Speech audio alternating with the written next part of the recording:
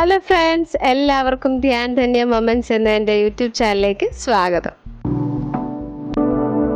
നിങ്ങൾ അറിഞ്ഞോ, വമ്പൻ ഓഫറുകളുമായിട്ട് നമ്മുടെ ലുലുമോൾ എത്തിയിട്ടുണ്ട്. അപ്പം ഞങ്ങൾ കോട്ടയത്തെ ലുലുമോളിലേക്കാണ് പോയത്. ഞാനും കാശിക്കുട്ടനും അമ്മയും കൂടെയാണ് പോയത്.